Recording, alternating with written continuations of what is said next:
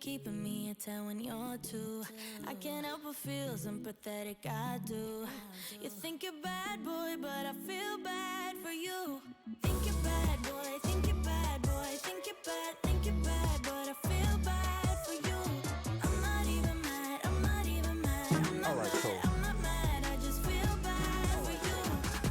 I was pretty when I met ya, now I'm prettier than ever, took a second to forget your boy, only one.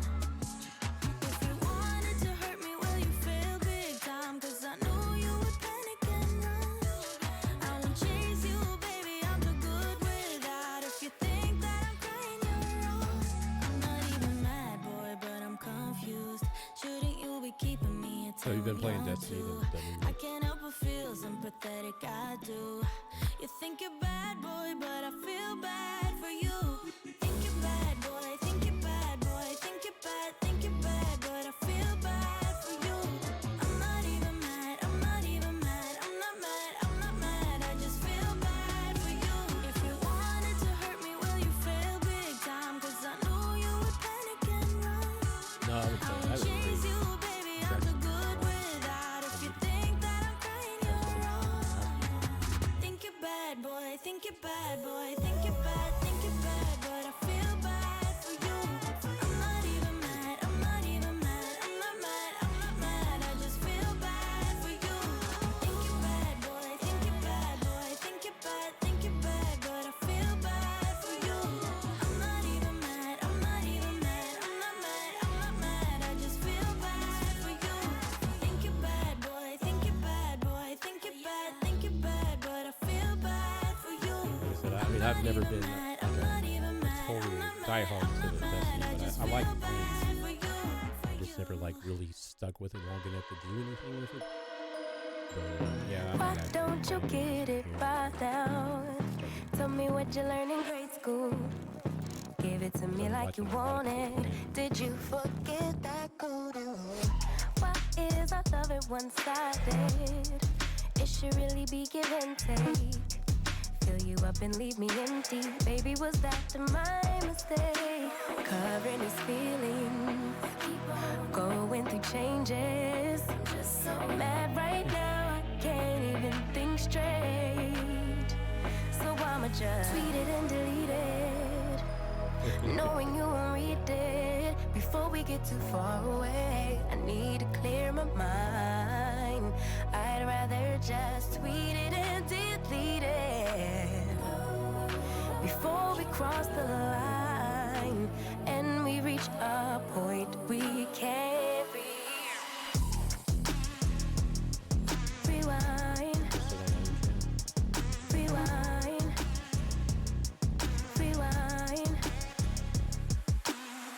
yeah, basically what you do is I run through, like, there's a little picture of that.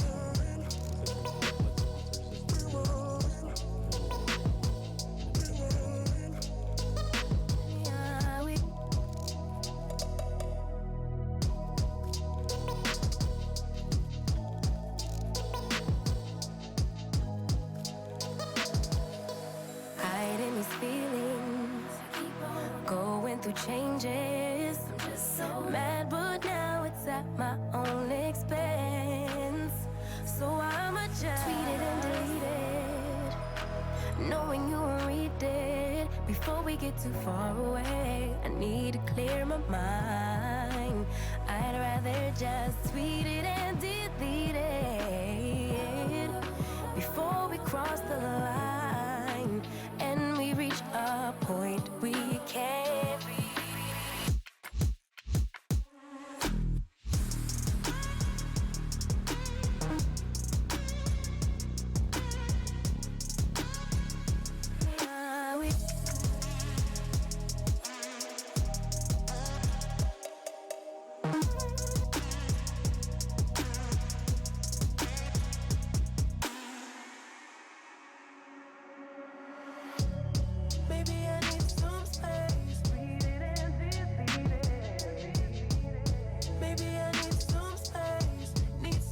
Somewhere else to go.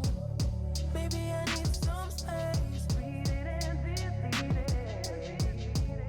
Maybe I need some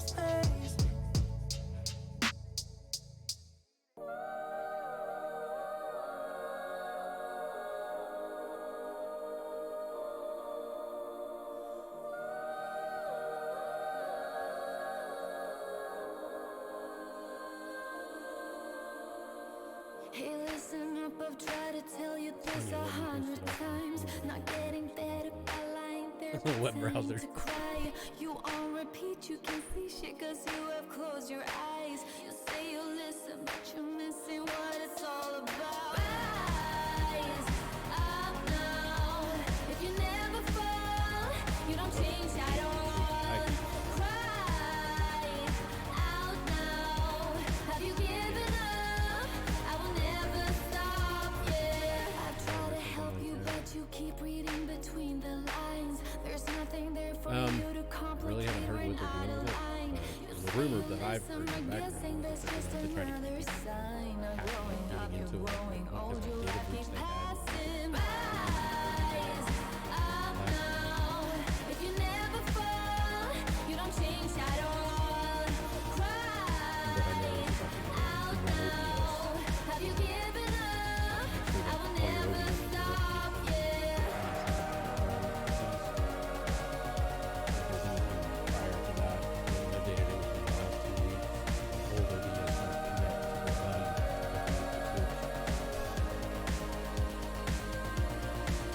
I reached out to Stream Elements and Streamlabs and all of them, and they all put it back to how we're good. Leave out the fact that I am up against 1,000 guys. My intuition efficient. Because as of almost February 28th, they just said that they're flipping the switch and turning the old one off and turning the new one on. So If you never fall, you don't change at all. Cry out now. Have you given up? go live and we figure out why we get 30,000 people on our stream. We're like, huh? You guys know all these things? Rise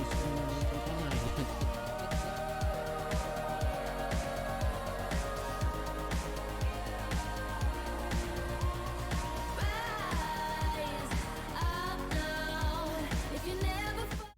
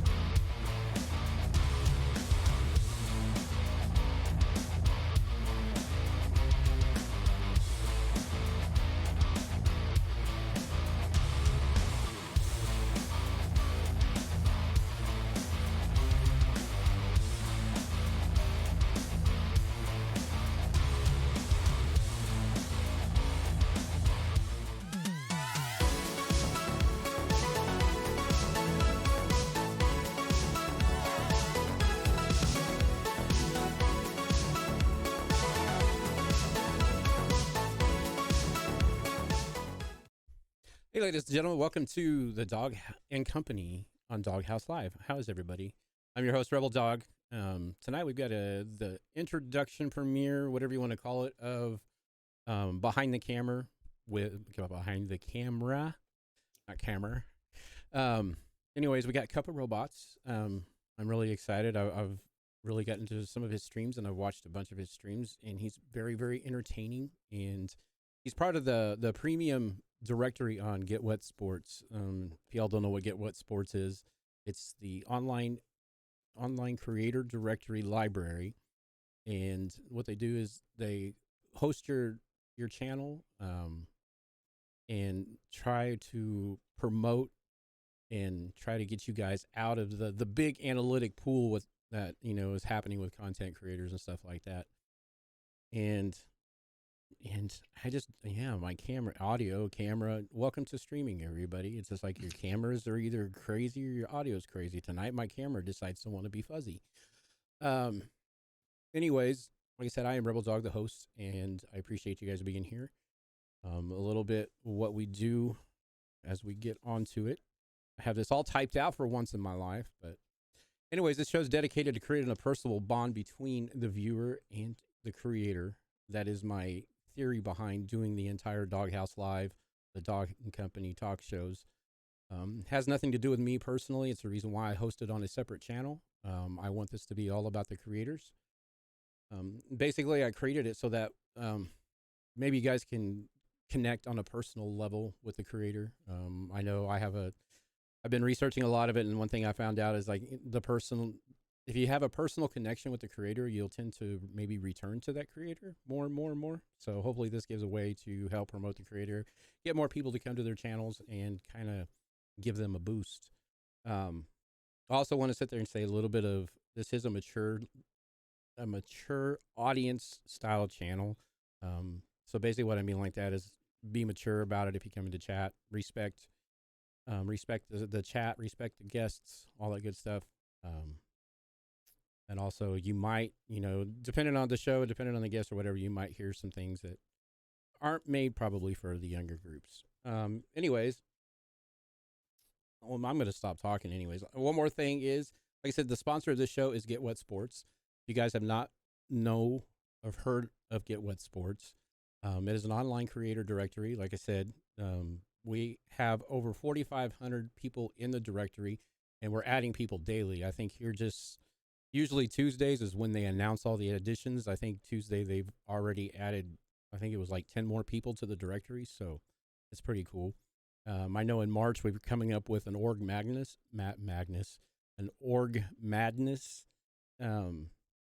This is live, ladies and gentlemen. But anyways, there's a little bit of that. If you don't know what Sports is, I don't even know if I have a command. I set up commands yesterday, and I think that's the only one I probably didn't put in. Yep, it is. Anyways, shame on me. But there you go. If you click on that link right there, that'll take you to Get Wet Sports.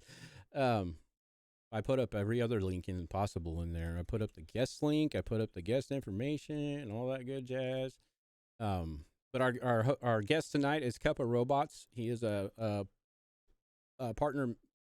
I want to say Mixer. We were just talking about Mixer just a minute ago. But he's a partner Twitch streamer or creator. He's very funny. I've watched a lot of his streams. He's a big Destiny player. We were just talking about that. He's playing the new Destiny that has been out. So if you guys are big Destiny fans, that's a good place to go see because he loves playing Destiny. But anyways, I'm going to shut up. Let's get to it. Let's see if I can click the right button now. Oh, wrong button. I told you. There it is. There's the right button. Yeah. Hi. Yeah. Anyways, hi. Hi. This here is CupofRobots. Chat. CupofRobots. Nice to meet you, chat. What's up, Shadow? Anyways, first off, how did you get your start? No, first off, I want to do this. Where did you come up with your name? Well, on accident, kind of. So my name used to be Mixologist, and it was spelled horribly. Like it was MXOLIGST for years and years and years. That was my original gamer tag in 2001. But it was tied too closely to my job, which I was in the bar industry for 21 years, and I was like, I kind of want to separate myself from it. And I was watching the Xbox 360 reveal on MTV. Ooh. Kids ask your parents. And to say dating us all. And they did like this big splash thing of like Xbox Live, and this is what you can do with it, and look at all these people's names. And I saw like Cup of Androids or something, and I was like, that sounds hilarious, and it's random, and that was it. So I just said CupofRobots, and I figured I could loosely tie that into bartending if I ever wanted to, and which I still do. So it just works out like that. And my original logo was a little 8-bit coffee mug with eyes, like little red, like something you would see on Atari. Yeah. Kind of eyes. And that's really it. It was just kind of wanting something random that people would remember and didn't have to ask me how to spell. Yeah. Yeah, I get that quite a bit with my name. But yeah, I mean, no, that's pretty unique. I like unique names like that, and I like to hear how people get their names, because 90% of times if there's some meaning behind them if they're not just a random. I mean, you can usually tell a random Xbox name, or Yeah. like Skywalker 9256 or something like that. But Yeah. so yeah, when I really see an original name, I really interested on how they got their name. So that's pretty cool. Yeah, and like he was saying, kind of dating some of us back, to the Atari days and stuff like that. I'm old. Yeah. Yeah. Old is the new young, right? Is that the way it goes? That's what I keep telling my wife. Yep. I'm like, I'm fine. I can lift this. No worries. So anyways, how long have you been creating content? I started on Twitch in 2014. Prior to that, I had been an art student, and I mean, art is as long as I knew that pencils made marks.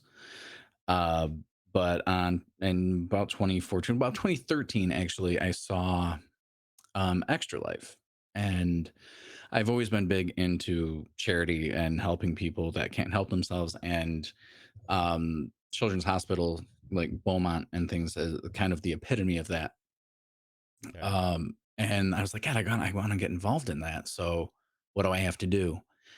And that's where I found out Twitch existed. I'm like, oh, well, let me look at this. And I started watching it. And the first people I watched were King Gathalion and Professor Broman Oh yeah. streaming Borderlands and Destiny. And I was like, that looks easy. I can do that. You can't do that in 2014. Like there's no OBS in 2014 required a computer science degree.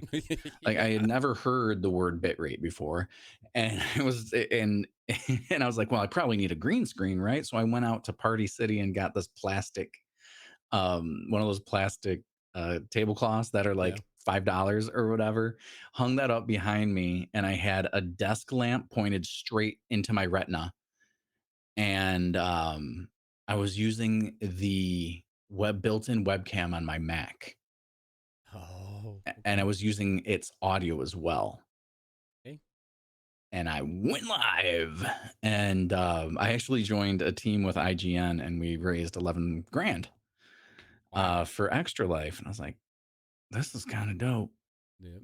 And that year, to put it in perspective, if you pay attention to that kind of stuff, that year the total I think for 24 hours was like 3.6 million. And everybody was like, wow, that's amazing. And now it's like Dr. Lupo does that in 2 hours, and it's crazy. It's great.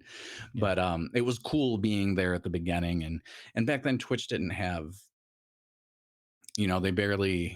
they only had the God, did they even have emotes then? They had to have. But they didn't have like any of the features that it does now, and it was very archaic and very hard to do. And it's been cool to have been a part of it and seen how everything has changed, and seen how out of touch I've become. but but it's cool though, and to see the different metas and then see other platforms prop up. We're talking about Mixer, and we have Facebook and YouTube, and it's been cool to be involved in the space for as long as I have. I haven't been I haven't been as consistent as I would like to be, but once again, that's part of the being old thing, man. You got all this other stuff going on.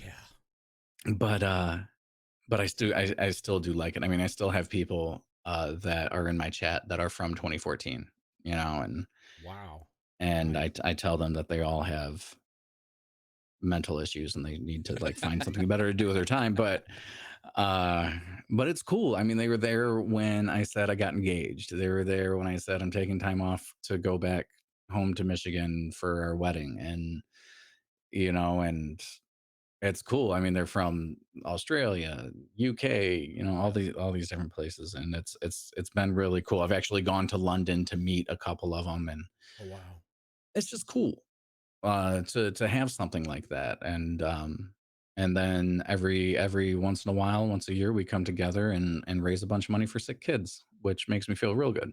Yeah. No. So Yeah, I'm glad I'm glad the platforms, when you think about 2014, I mean, even when I think about it, when I started streaming just 3.5 years ago, it's just like, I don't know, 2014, and it's kind of like a dog, dog years are 7 plus.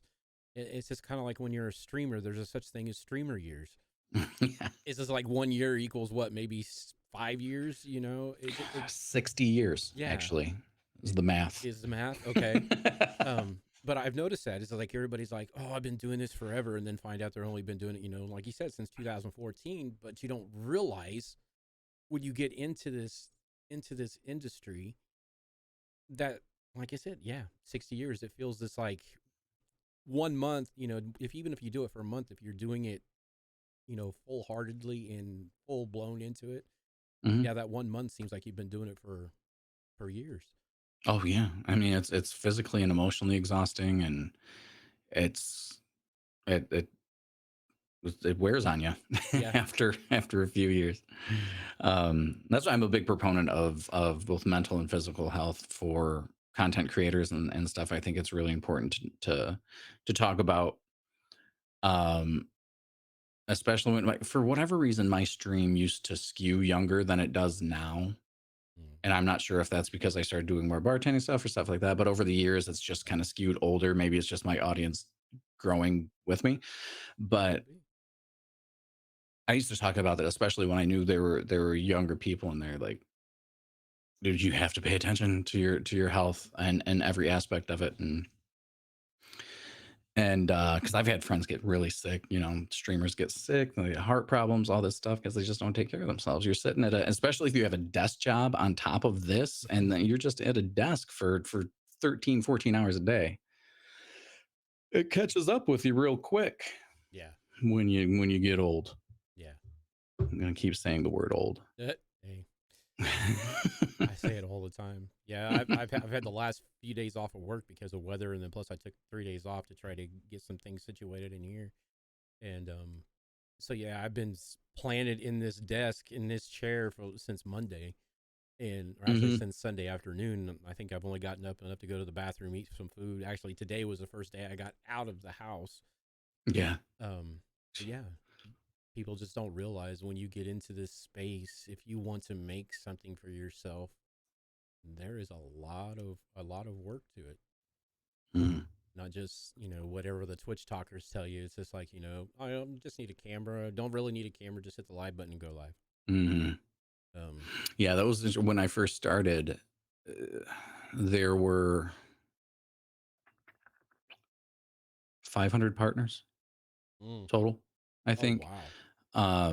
And nobody knew how to become a partner. The Twitch gave guidelines that you had to average 500 concurrents, and that's it. Like, they didn't give you any other guidelines. There was no affiliate program. There's no anything like that. Yeah.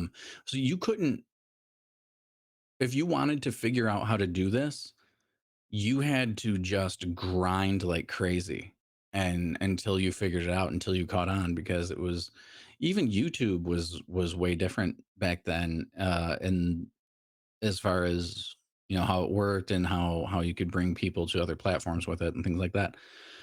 So you kind of just had to figure everything out. And if you asked anybody, like, the partners would keep their partnership how they got it. They would guard it with their life. They would never, you could never get anything out of existing partners because they were part of such an exclusive club. Yeah. And like, there's like, well, this is our thing. And I got partnered in 2017. And a week before that, I believe, or it could have been a couple months, but the affiliate program was announced. No. And they're like, well, it'll be rolling out to, everybody who's been on the platform since blah, blah, blah, blah, blah. And then, going forward, people have to earn it and stuff like that. I was like, oh man, I want that. I got it. Oh, And then like 2 days later, I was just waiting because I'm just waiting for it to get turned on, and other people that that I had come up with had gotten it. I'm like, oh, I know I'm gonna get it soon. It's gonna be awesome. I'm gonna have emotes and I'm gonna get money and it's gonna be oh my god. 2 days later, I got partnered. I'm like, well, didn't even get to enjoy it. Just went from one extreme to the other. Yeah. Well, no, that's a good thing though. I mean, yeah, but yeah, you understand the new feature rolling out and stuff like that to be a part of. I know when I first got involved with learning about this, it was probably about the time that they started rolling out the affiliate position, and I know there was a lot of bad blood with once it started catching on and more people were getting affiliated. I know there was a lot of bad blood with some of the partners compared to the affiliates because basically they felt that they worked hard for their partnership and then basically they're getting a mini partnership being an affiliate. Yeah, and back then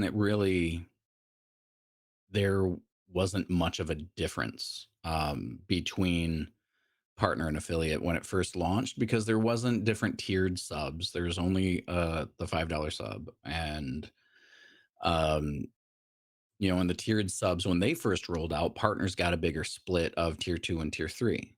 I don't even know if that's the case anymore. Yeah, but yeah, there was some people like and again back then when I got partnered, it was either 3 or 5,000 partners. yeah, There's 45,000 now. yeah. It's insane. So it was like that amount of people compared to the total amount of streamers on Twitch. If they got upset, it was loud, and now everybody's just upset, so it doesn't matter. Yeah, But, it doesn't make. but yeah, there was a lot of big deal about that, and I thought it was silly just because why are you making people feel bad, man? I mean, well, you wanted it to stay the same. If Twitch would have stayed the same that it was in 2017, it would be not anywhere near as big as it is now. No. I got God, what was it? When did Amazon buy him? I think it was 2013. Yeah, I was gonna say, I think it was right before I started. And even that was like, even the first time, even though I was like so high level, kind of like not really paying attention to the minutia, you could see so many things that Amazon was changing, how things were getting, like how people got paid and all this stuff. And so there was already like a vibe of like, we liked it when it was Justin TV and now you guys are messing with it. And I think, God, how many OGs are there? Like 5 that are still like active and big. Like Summit is one of them. Yeah, minus the ones that they have moved over. Yeah, I think Summit and Shroud are probably like the only really 2 big ones. Yeah, because Tim was an OG, I think. Yeah, because it's nuts. Yeah, because I think he started with Justin TV or he started right in the transition period or something like that. Yeah, and then Ninja came in later on down the road, but yeah, it's crazy to see how many. Everybody was like, that was one thing that I've been hearing. With everybody, like Tim and Dr. Lupo and everybody going over to YouTube, it's just like, oh, Twitch is falling. It's like, no, it's gonna take more than just that little bit to kill Twitch. I mean, yeah, Twitch has got their hands in way too many financial endeavors and stuff like that they're going to be around for a long time. Yeah. I don't think they're going away anytime soon. It's interesting if you talk to like every person who's left Twitch specifically for YouTube, has said the same thing. The required hours of streaming on YouTube are so much less, like in their contracts. Like Twitch makes people, like the big partners, like I don't have a stipulation in my contract about how many hours I need to stream every month, but the big ones that are generating a lot of ad revenue do. And so it's like 120 hours, or it's just this obscene number, 200 hours, whatever. And I guess it's like a third of that over on YouTube. And even King Gathalion, when he moved to Mixer, It was for a kind of a similar reason, but then the reason he didn't come back to Twitch and went to Facebook um, was for the exact reason of I don't want to grind anymore, man. He's like, I have 3 kids, a wife, and I want to be able to put content out there that makes me money while I'm spending time with my family. Yeah. It totally makes sense. And like Facebook, I tried Facebook for a while, and I honestly think Facebook is the superior platform to stream on from every aspect except one, and that's community. Yeah. All these other platforms, you can't match Twitch for community. You can't. It's so ingrained, like the emote culture and all that stuff. And on one end, you could say, well, that's kind of its downfall too, because like when I showed my wife Twitch, she was like, "What? What are all these emotes? What does this mean? Why like what is Kappa? What is?" You have to like learn a whole language and a whole culture. Whereas something like Facebook or YouTube, you've been using that since 2007. Yeah. You know how it works, and you understand it. But still, if you're on Facebook and you have 100 viewers in your chat versus on Twitch, you have 100 viewers. On Twitch, you feel like a rock star. Yeah. On Facebook, you don't even know anybody's there. You know, it's just like people talk more on Twitch, people engage more, and it's just huge. But if like some of the features, the analytics, and basically the algorithm. Yeah. If Twitch, and maybe with the new API, they're laying the groundwork for Twitch 3.0 or whatever, to be able to introduce some kind of algorithm, because Facebook and YouTube, they have a defined algorithm, and there's certain things you can do to get yourself out there more. Yeah. And man, if Twitch had that, if they could somehow get that, and you can't use the excuse anymore that, well, they're just too big. You know, there's so many more streamers on Twitch than Facebook. Okay. What about YouTube? Now, granted, you have YouTube's live algorithm is different than its VOD algorithm, and they're updating it. I think this month or next month, they're releasing a new discovery for live video. Oh wow. But man, they are. Yeah, that's been my one thing. It's just like all these other platforms can do that. With because I know it's just like with Twitch. The only thing Twitch that's SEO, search engine optimized, is, from what I found out, is your highlight information, your title on your highlight. Is that I guess Google, when the Google search goes through it reads it as basically like a YouTube video. So if your title is set up right, it'll burn through, or it'll robot through or whatever, and grab that. And I think, what else somebody told me about, there was something else that somebody told me. There's 2 things that are like SEO'd in Twitch. I think it's your description. Yeah. Like right under your video, that about area. Yeah. And I think your panels can be too. Oh, okay. But I think the about is big, because I remember when they first redesigned Twitch to have that and the social links and everything, they made a big deal about, use this. It exists for a reason. And I guess it gets combed by, or scraped by YouTube. Yeah. Or YouTube, Google, same thing, whatever. Yeah.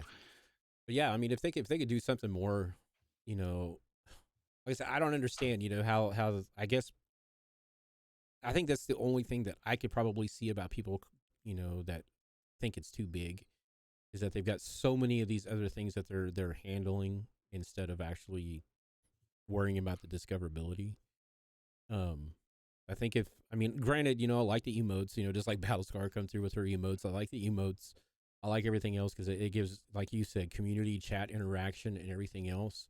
Mm. But I think, okay, we've got to that point in Twitch now. I think now it's time to focus on how are we going to get, promote these streamers. It doesn't matter what rank you are or what size you are, but I think it should have something to pick up their algorithm somewhere. Mm-hmm. But yeah, it's the kingmaker system that makes Twitch frustrating.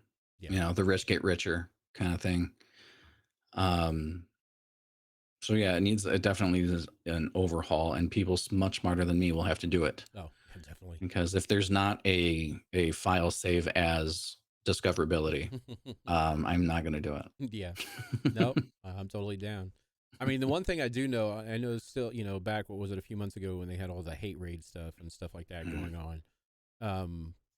I know they haven't like come out and told you, it's like, hey, we've done this. I mean, you've actually got to search for this stuff if you go to your creator dashboard, if you really go through that creator dashboard, they have added a lot of things that deter that. Mm-hmm. But trying to figure out people, to go in there and look and how to turn it on and how to use it. And just like phone verification, you got to have a real phone number. You can turn that on or you can turn it off, because I found out in this channel here, it was defaulted on. So it's just like I had a couple of people that used the Google numbers and it doesn't register their Google number. Yeah. Because it doesn't, some things don't see the Google numbers as a real phone number. Mm-hmm. So it's just like, they got things like that to deter that stuff. It's just, you got to get in there and actually do the work to, find it and stuff like that, instead of Twitch saying, hey, here you go. This is what we're doing now. Right. Like even in the partner Discord, he says as he tips her toes around TOS, we're all clueless in there too. Like there's not product announcements in there. There's not like, hey, this is what we have coming up that partners are testing right now. It just shows up in our dashboard. Wow. Like, I don't know if you remember a couple of years ago when there was a thing called celebrations that got a lot of hate on Twitch, where you would pay a certain amount of money and they would make animations on the screen and stuff, a la Mixer or Facebook. And then it came out that there was Twitch, if you use that specifically, was going to take half the money. And so everybody got upset about it. I think it's coming back. And I think I'm allowed to say that because it's in my dashboard again. It's in my settings. But it said when I open it, it says, we're having trouble retrieving the information. Please try again later. But I'm like, this wasn't here yesterday. So they're obviously going to push that out soon. So it's just like, that's how I find out about stuff. I just poke around. It's just like, too, it's just like me and a buddy of mine were looking the other day. We found an article. There's not a lot of articles about it, but there's an article out there sitting there saying that Twitch is going to start using a pay system, kind of like Trovo.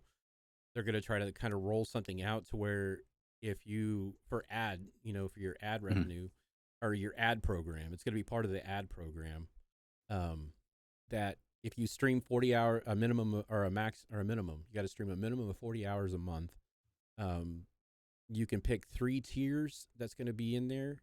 One of them's like for $500, one's for $800, and one's for $1,000 a month. You've got to run for the $500 a month guaranteed payout. You've got to run 4 30-second ads every hour on your stream. But that I was watching one YouTube video. I found one YouTube video on it somebody had, and they sit there and said, yeah, it was here, and then it was gone. Yeah. There's actually the Twitch blog talked about it. We're like, hey, we're gonna start testing this. Good luck. It's just like, okay. Like I was in an ad bonus program where like it was like we'll pay you 2.5 times your ad revenue for if you run ads at this frequency and stuff. It's like, okay, great. So I'll make $3. Yeah. But that just showed up in the little glowy star thing. And that's the way I learned about that. And I'm just like, man, their messaging, because I feel like they could save themselves so much pain if they got their public relations correct. If there was a more accessible hub of information. Like, I don't know why they don't push the Twitch blog out more. Yeah. You know, because there's a ton of stuff. There's Streamer Camp. There's archived videos of them with keynotes of massive streamers telling you exactly how to make money. And there's like, they have all this information, but they don't push it out. And like, most people don't know about it. Most partners don't know about it, you know, like, so instead we scour YouTube for hours and hours, and all the information is on Twitch. Yeah. Like, but they just don't tell you. Yeah. Yeah. It's crazy. Yeah, the data that shows they actually get less and have to run more doing that. Yeah. But no, I thought that was, you know, like I said, it was one of those things. It's just like it showed up. I guess it's going to be like test run on a select few, you know, affiliates and partners. Mhm. And yeah, then that there was just no more talk about it. I did find, like I said, I found one article and one YouTube, you know, and then I haven't seen anything else about it. And the article was written, I think, at the first of the year, you know, so yeah, I mean, I was like, yeah, I think if they would push that out more to at least the affiliate, I mean, yeah, they have the ability. I mean, they can send, you know, stupid surveys out, you know, like the random 4 questions that they sent me that had nothing to do with whatever the survey was supposed to be about. Mhm. I mean, if they can do that, they can push all that stuff. I mean, that's what that little notification and that information tab on your creator dashboard is supposed to be for. I mean, it doesn't take hard to sit there and just say send all and send it to everybody. Yeah. But, Yeah, and I don't know if I believe it's the same for everybody, but in your dashboard under your there's settings, under the settings cog, there's a streamer survey there. mm-hmm. And if you fill that out, um allegedly, you'll be considered for all of these programs and stuff Oh wow. if you want to be. Yeah, I think it does. I think it asks us if you want to be or something like that because I filled it out already. I think it asks if you want to be connected with everything else coming out or something like that. It Mhm. gives you the option of opting in or opting out to it. So Yeah. yeah, no, yeah. Twitch is. I mean, in the long run, I think Twitch is slowly trying to get back on the right page. You know, they're trying to catch up with, you know, like I said, with the inundation of Mixer shutting down and everybody flowing over here from Mixer, you know, I'm sure that probably put a lot of, they weren't prepared for it, you know, so I'm sure that put a lot of stress on whatever staff that they had on that end and everything else. So, Mhm. but I think, yeah, what Mixer's been shut down going on 3 years now. So, yeah, it would, especially, oh, I don't know how many came over. I wish I knew the stats on it, actually, how many streamers came over from Mixer. But yeah, I mean, they were. I know most of the partners took the deal with Facebook, and now that I see once their contract's up, I've seen a lot of them coming over to Twitch. Mhm. But yeah, it's Twitch is getting there. I have faith in Twitch. I mean, I know a lot of people don't, but I do. Yeah, it's kind of one of those like stick and wait it out because I've left a couple times. I was on Facebook, and what was crazy about that incentive they gave to Mixer streamers for Facebook, Mm-hmm. your contract was a month to month. Was it All you really? had to do was stream at the beginning of the month for 20 hours, and then you could go do whatever you wanted, and it counted. And all you had to do was that for 3 months, and they'd give you $2,500 bonus. Really? Yeah, and so guess what I didn't do? Stayed long enough to get the bonus. Facebook is great though, but it's just incredibly unstable. Yes, And it has the Facebook name behind it, and yeah, people don't really like that. yeah. Well, And my biggest thing about Facebook is until, you know, I know you can go through just like on everything else, you can create a gamer, you know, page or whatever. But my biggest deal is that just like, you know, my wife, if she comes into the Facebook channel, it's all, you know, it's her personal information in there. Yeah, you can set the privacy settings and stuff like that so that doesn't show, but mm, it's just the fact that you're meeting people personally on Facebook because that's what it is. It's a personal, you know, get together. You know, whereas if people want to do the Twitch, Trovo, Mixer, Glimish, whatever type thing, it's more of an anonymity type thing to where people don't really know who you are, you know, but they see you. yeah. Yeah, and the Trovo thing is weird to me. I think it's kind of irresponsible and dangerous the way they break down their incentives, because you have to stream a lot Yeah. to hit those numbers, and I just don't think that's a responsible thing to encourage people to do. Yeah, that's the only reason why I would, I tried going over there, but I work full time during the day, so this is the only time I do it. In order to make any type of money over there whatsoever, I would literally have to go nonstop, stream all night long, go to work, come back and stream all night long again. I would never get any sleep, Mm-hmm. you know. Need sleep. We have energy drinks now. Yeah, I was gonna say, We have the technology.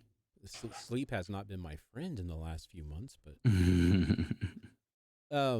but yeah, it's crazy. So what was the inspiration? What started you creating content? I know you said something about the extra live streams and stuff like that, but was there like a streamer or something like that that you'd watched or something and said, "Oh, cool, I want to be this person"? Yeah, I mean, when I looked into the extra life stuff, I saw King Gathalion and Broman and stuff, and they were big, because they had like 300 or 500 people or something in the chat. But at the time, that was cool. But I didn't even care because I didn't even understand what that meant. So or how that was significant. But I've always been inspired by them. I think their trajectory that they did was they started out just doing what everybody did in 2013 and 14 and on Twitch, and that's play games, Yeah.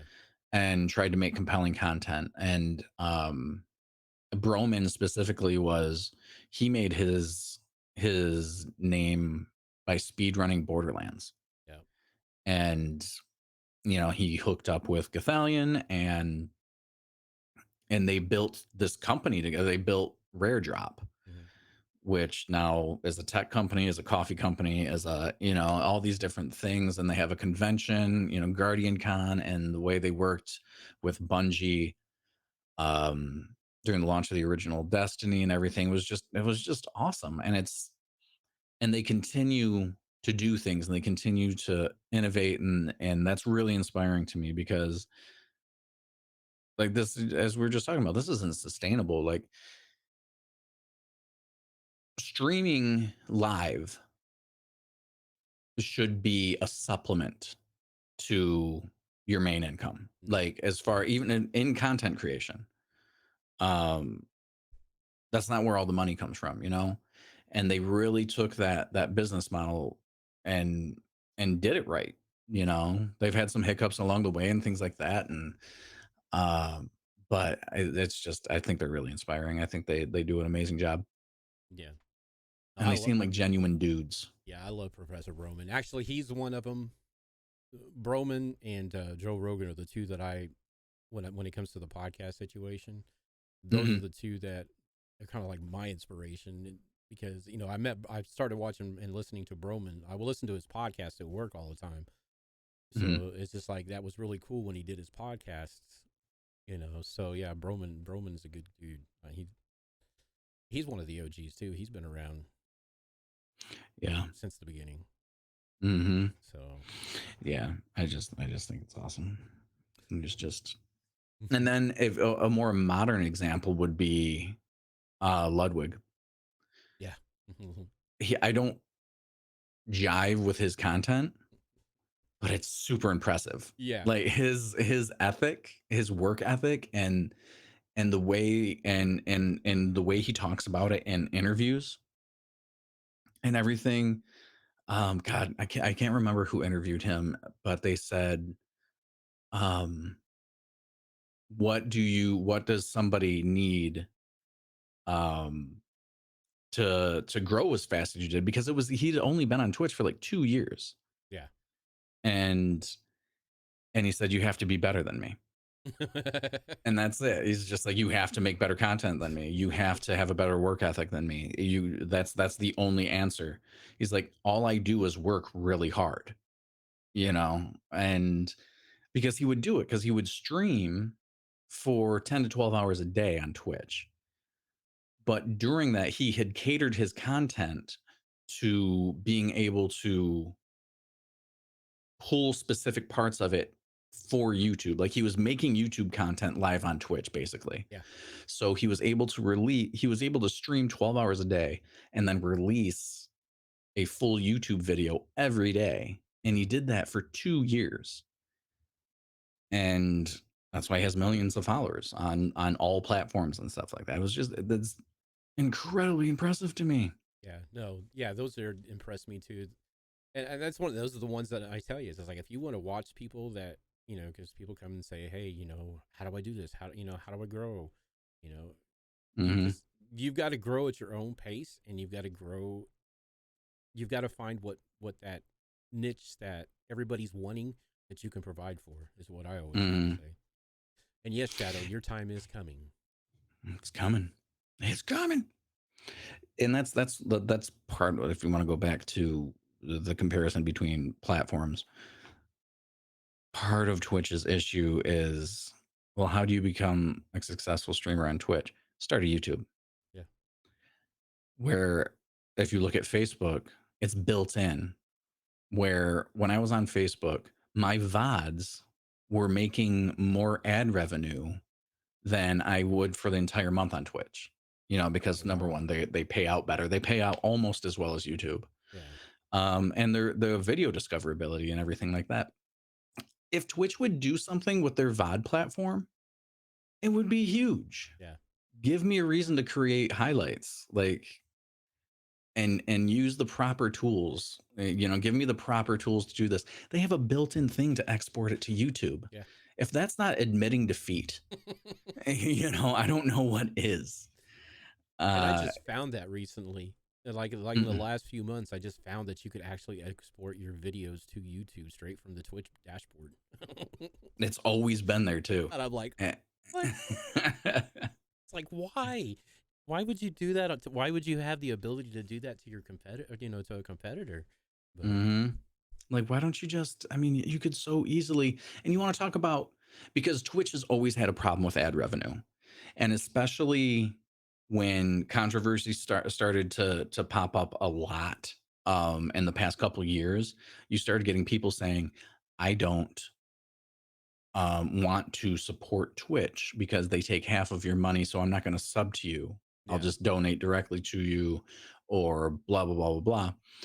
And then that made it so people's sub numbers dropped down, and then the ad-free viewing thing started dropping down. And Twitch, I actually had a meeting with the team that created the current state of ads, and they were trying to understand why, like how they could get more incentivizing ads, people and streamers to run ads. And that's when shortly after that, they came up with the multiplayer ad things, which you never even see. Yeah. And then these ad incentive programs started rolling out. But if they just used their VODs and ran ads on them like YouTube does, and started driving traffic to them, I don't understand why they don't do that. Like, I know there has to be something where like there's just not the infrastructure for them to be able to do it, and it would require a huge overhaul. But man, I think that would just get that VOD piece in, because that's Facebook and YouTube are so strong with that. And yeah, keep our embargoes in place, our 24-hour thing, and do that, and just let us, you could have, we can still put stuff on YouTube, and then we can put stuff on here, but then also give us the option to have exclusive Twitch content that pays us out more per ad. Yeah. Per clip, for CPM and stuff like that. I think people would be all over it. Yeah. Give us a reason to make more content on your platform rather than encouraging us to leave. Yeah. Yeah. They've got it. Yeah. I don't know. Hopefully, I don't know. I mean, I really don't see, like I said, but as affiliates and everything else, we don't see a lot of the stuff. And, just like you said, with partners, you don't see a lot of the stuff either. So, but yeah, I think that's what they need to do, is they need to be able to at least communicate with the partners better, because you guys are you are the bread and butters of the platform that bring in, the ad revenue, bring in the viewership and everything else by, being the partner and have the partnership. You guys should be like in 90% of those meetings. You know? Yeah, and it's so rare that they reach out. Like, and I know, I mean, Twitch has really changed hands a lot Yeah. over the past few years. I mean, I didn't even get a partner manager when I got partnered. Like, they were just phasing them out, and the head of partnerships has changed like 3 times since I've been a partner. Emmett Shear, the CEO that rules from a tower somewhere that nobody ever sees, you know, has like nothing to say to us. And whereas like YouTube, Susan is constantly sending out communications to people and all this stuff, not even partnered people, just creators on the platform. And Yeah, I've gotten stuff. you know, you always know what's happening on YouTube, right? Like, we're launching this, we're doing this, and blah blah blah. Gifted membership soon, TM. But oh, and Shadow, yeah, I am on Hover. I've been on Hover for 6 months, I think, or so. It's cool. That is good. That is actually, if you said you could only pick one, TikTok or Hover, I would say if you're a Twitch streamer, Hover for Yeah. sure. I mean, I like Hover for the fact. The only thing that when I first got onto Hover is just like, you know, of course, it doesn't matter what platform you go to with those kind of things. You're gonna have the follow stuff anyways. But I mean, I don't do a lot because I don't make a lot of content on my gaming side. And this stuff here doesn't go well at all on Hover. I get 0 views when I upload clips from the VODs and stuff like that off the talk show. But yeah, because I can upload a gaming thing, you know, and then right behind it upload a clip from here, and yeah, I'll 0 views to compared to, you know, 10 or 15 on the other one. But yeah, it's just like anything else over there too. It rewards consistency. Yeah. But I will tell you though that I'll put a Hover up right before I go live, and that's kind of it's not even like a saying, hey, I'm going live. Yeah. It's just, you know, a clip or something, and then I get that's when the algorithm pushes it out. It pushes it out more when you just post it. So I'll get a lot of people coming in saying, hey, I just saw you on Hover, blah blah blah. Oh, nice. And then I'll not do that for a week, and I will see the drop off. So there's something there. Oh, okay. Yeah, one thing is I always wanted to ask people. I've seen it a lot on Mixer more than I have over here. But what is that whole deal? What's in there sticking the tongue out and going like that? Or I don't know, man. It's kids. I don't know. It's like an anime thing, I think. I don't know. Oh, okay. I'm like, it's like you see that on all of them. It's like, what is the deal with sticking your tongue out? I mean, and doing the little peace sign. It's like, okay. Is that like a secret symbol, you know, like the Trinity symbol, or the, you know, like secret handshakes? Or Probably it's Illuminati shit, dude. There's damn kids and they're Illuminati. I sent you a private message on our chat thing, and it's a link to the Twitch revenue thing, and it's dated February 22nd, 2022. Oh. I'll have to click on it, because if I click on it now, it'll screw everything up, so I'll have to read it later. Yeah, basically it's like official. It's saying official. No. Like, this is actually a thing we're doing and not just testing. And at start, it's just going to be select partners and affiliates, but we'll eventually roll out, and it's just the beginning of the program. So they're going to give it a good try. Give it the old college try there. Yeah, and it's interesting too that TwitchCon is coming back, because that's always where they announce their biggest stuff. So it's back this year in October. Have you ever been to TwitchCon? Me? No. I was hoping to go. I was hoping to go this year, but I think I am not going to be able. We'll see. Since it's in October, I still have a little bit of time to, you know, get things ready. But I went in 2018. I know it pissed me off because I was actually getting ready to buy all my stuff to go to, what was it, PAX East, and that's when COVID and everything hit and shut everything down, or whatever. I can't remember. One of the PAX, I had everything ready. I was getting ready to go purchase it and everything else, like weeks before. You know, I had the money saved up, and I was like all excited. We had all these plans to meet some of these people, and then they shut it down. Yeah, I had a media badge for that one. Oh, for PAX? And didn't get to go. I just applied for another one 2 days ago, so we'll see. But Yeah, I'm in the DC area, so I can just shoot up there. It's like an 8-hour drive or a train ride. yeah. Sad to say it. I think PAX South is gone. Yeah. Yeah, they announced they're not going to do them because of, I guess, fall off from. I guess it was one of the lowest ranks out of, the lowest attendance rates out of all of them. Mm-hmm.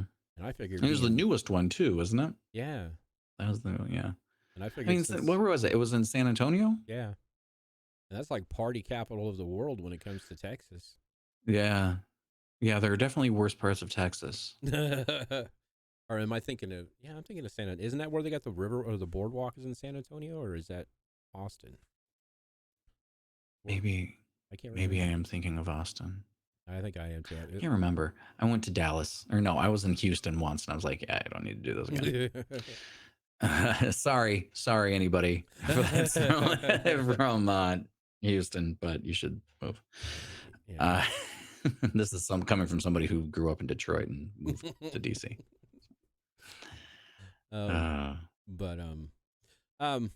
So what was one of the most, during the time that you've been doing this between Mixer here, whichever one you pick, what is a moment that stands out for you that was just like either emotional or awe or, exciting, is there one thing that just resonates in the back of your mind? It's just like, I remember that like it was yesterday. When I got partnered, When you got because partnered on Twitch, because Twitch was my first partnership. I became a Mixer partner, and out of guilt, I guess, a Facebook partner, because that was just grandfathered into that. Yeah. But I used to do the horrible thing of watching my viewer number and users in chat kind of thing. Yeah. Especially because I had applied for partner, and I was just, because I know Twitch raids people to tell them that they're a partner. And this was the 15th time I had applied. I got rejected 14 other times. Oh, damn. And I saw this guy hanging out in my chat that had the little wrench icon. Like, I don't like that you're here and you never talk. And you know what it is? I would have never known except for the fact that I used Streamlabs chatbot, which back then was Inkbot, I believe, but it was the hardware CPU hog, and your users in chat list, it would show their little designation icons there. Now they show them in chat and their badges and stuff, but back then that wasn't a thing. And there was a guy with a wrench, and he always popped up top, and he was always in yellow. I'm like, that is Twitch staff, and I hate that. It's stressing me out right now. So I'm like playing Fortnite with a couple dudes from the UK that I usually played with, and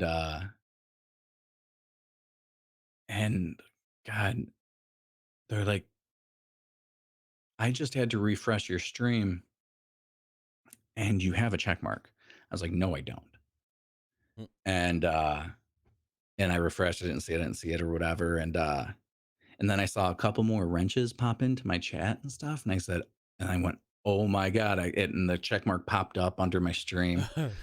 And then I saw them like leave. Like they're like, he knows. Because everybody in my ear was like, congratulations. Oh my God. I'm like, dude, God, this is crazy. I just stopped and then I died in Fortnite, which is a usual thing anyway. Yeah. But and it was a really cool moment. I was glad that I was on comms with people that had been there since the beginning, and it was cool. It was really cool. And the mixer thing was cool, but it wasn't as, I didn't apply 15 times, I didn't grind so hard for it.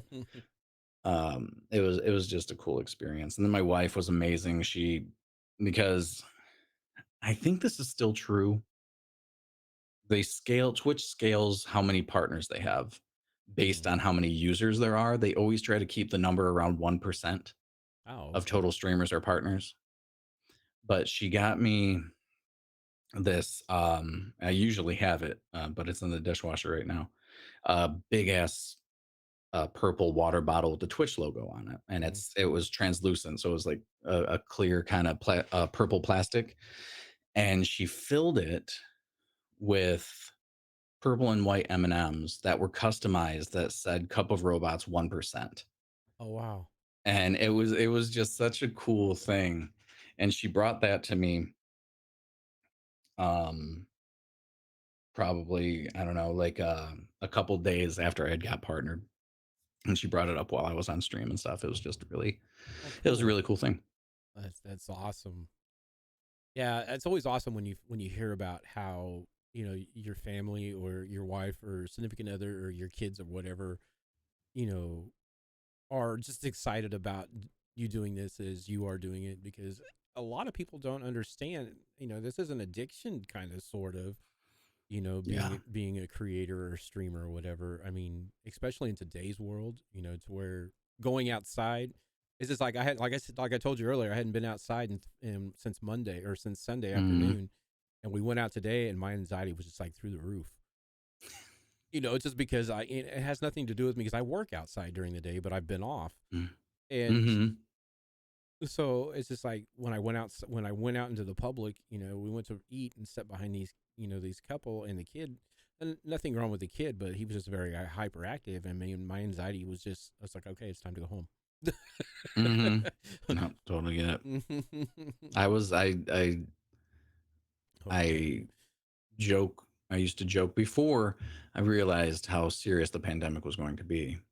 But I was like, my time has come. I'm built for this. Like, you're telling us we can't leave the house? Yeah. This is awesome. Um and I'm still kind of that way, but now I kind of like I'm like I need to get out of the house just because I know that if Yeah. I don't, I will stay here. Yeah. Like I'll be done. Like I will if I it is so easy for me to just not leave because I work from home too now. Oh. Since I couldn't bartend anymore after a couple years ago. Um it would be very easy for me to sit in front of all this crap and not leave the house. Thankfully I have a very supportive wife who saves me from myself. Yeah. Makes me leave the house. Yeah, that's what mine. She goes, okay. She goes, we're gonna go to Walmart, or we're gonna go do this, and it's just like, I really don't want to. Mhm. But yeah, no, you do. Yeah, being the mental, into the mental health side of it, yeah, you do need to get away, because especially just, and it's just not leaving the house. Even if you get up and move away from your computers or whatever for a few hours and then come back, you know, Mhm. I felt that, being here, like I said, being here behind the computer since Sunday afternoon, actually since Sunday morning, from 11 a.m. Sunday morning, I barely got away from these computers until we left the house just a few hours ago. You know, putting all this together, making sure everything was working and stuff. Mhm. What's up, Get Wet? Welcome. Get what? um, so talking about the bar industry, I ask all the streamers or all the creators to give me kind of like a brief introduction, and you can find all the introductions on the doghouselive.com website. Um, but one of the things he says, he was in the bar industry for 21 years. We were talking earlier, I used to bartend on and off for a while, so that was 20 some years ago. And I haven't done it since. So now all of the different things that you come out with bartending is very, very different. Mhm. Um, what is some of the things, you told me some stuff that you did for your community as being, and you said that you kind of like led towards the bars, transitioned your stream kind of towards the bar side of it. What are some of the things you do for your community with that type of experience? So I wanted to mix things up, so I was like I built this bar scene, and it used to be my like intro thing where I was like, God, I was so obnoxious. If I deleted most of my VODs when the whole DMCA thing started happening. But my old stuff I still have somewhere. and I stumbled across it, and like I have this bar that has like dancing gifs all over it, and it's horrible. But so I took that scene, repurposed it, and made it to where, and I got a second green screen. I did this thing where so I could make it look like I'm standing behind the bar, and I set up a wayside table, and I would do bartending lessons and or cocktail education, spirit education. I and that's when I was starting to do stuff like, okay, I'm streaming this, but I'm doing this for YouTube. And I would do like I did something where I tried a $400 tequila and talked about it, and Oh, with that I did a whole class um around like glassware and tequila in general and silver and añejo reposado, all that stuff. But then I'll also, to tie into that kind of theme, if you were a tier 3 sub in my channel, you got a custom cocktail recipe created for you live. Not with the ingredients because I don't live in a bar. Well, I could probably open a bar, but from my house, but I don't have all there is in the world. But I would make it. I would create it. I would do the whole, just like I used to do when I was building cocktail lists and menus for restaurants and bars. I would workshop it and write it all out, and I would base the recipe on that person's personality and likes, right? And then I would write the recipe down on a Where's Waldo postcard oh, nice. and mail it to them. So they would go into my Discord and type a command, and they would get a private link to a Google form they could fill out for their mailing address and everything. Oh, sweet. And I would mail it to them and just ask that they tag me in the picture when they make it.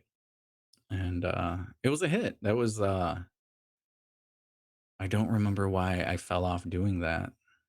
It was in some kind of endless, like, I'm going to change the way I do things thing. It was just a horrible decision. I just got lazy, probably is the most likely answer. But yeah, it was cool. People dug it, and I like doing it. And I'm a nerd about a lot of things, but I'm really nerdy about booze and wine. So it was cool to be able to tie the two together with Twitch. Nice. Rebel needs a special cocktail. Yeah, I don't know what mine would be. A dirty dog, maybe, or something like that. Oh. What do you like to drink? I've become a big fan of Fireball. Yeah. But mainly like for, I don't know. I like a good brandy. Yeah. I used to, that was my, the way I like to end a meal was like B&B, Benedictine brandy. I used to like that. And then somewhere around the line, it just got too sweet for me. And like, I lost my taste for cognac and all kinds of stuff like that. It's weird. They say your palate changes once every 7 years. So Really? yeah. Like, cause I used to think gin was disgusting and whiskey was disgusting and stuff. And then I suddenly really started getting into gin. And then I went to London, and then all bets were off. Like we were at this bar, and he brought me, I asked him if there's like this certain gin that they had or anything like that. And he's like, "You're American, right?" Yeah. It's like, so you like floral gins like Hendrix or something? I was like, no, actually I like really dry gins. And that's why I'm asking you. And you could see his eyes light up, and he left, and he brought a tome. Like it would be like a wine list, but it was full of gin. And he's like, here you go. Here you are. It's everything. So I really got into that. There's a great bar in New York called Dive Bar, and they have a whole gin and tonic list that's like, okay, if you have this kind of gin, you're going to pair it with this kind of tonic, like a Mediterranean tonic, and garnish it with an olive and do them. I like getting nerdy about stuff like that. Oh, wow. And then now gin is kind of too sweet for me for whatever reason. And now I'm really into tequilas, and then I'm really into whiskey, and I don't know. It always changes. Yeah, no, I can't drink a lot of brandy anymore because of the fact because it's turned sweet to me. Yeah, but it's funny, but I can drink the Fireball. I mean, I can't drink a lot of Fireball, but well, it just depends on what the night is. I know there's a couple of times when I very first started the talk show, we used to have a Fireball Friday night, and yeah, that didn't last long because the chat always ended up getting me drunk. Not a good day. But no, I think that the drinking thing, you don't. I mean, when you look at Twitch and you see a bunch of the drinking streams and stuff like that, there are people just sitting there and just drinking. So to be able to do something like that there, like you do, like with the different recipes and stuff like that, I think that'd be an awesome type of thing to come watch too. Gotten away from it. I haven't done it since we moved, really. We moved to Virginia a couple years ago. Oh, that's not true. I did the tequila one at our last house. We moved here for my wife's job, and then we moved a town over a year ago. But I haven't done it in probably 2 years. Wow. Need to do it I again. was gonna say, you thinking about doing it again? I am. I do all the time. And now that I have the space, I think I could do it again. Nice. So we already know that it's your favorite stream. Your favorite game you like to play is Destiny. Is there any other games that you'd like really get into? Destiny is a recent thing for me. Like I took a year off of playing it. What has been the most popular on my channel has been Call of Duty. Really? But I don't like to play Warzone. I'll usually no life the multiplayer and get like all the camos and all that. Yeah. And I love playing I love competitive games. So I love playing ranked on anything. Halo, I am obsessed with. Yeah. And I used to be partnered with a site called Indie Boost, and they changed their name to Catapult.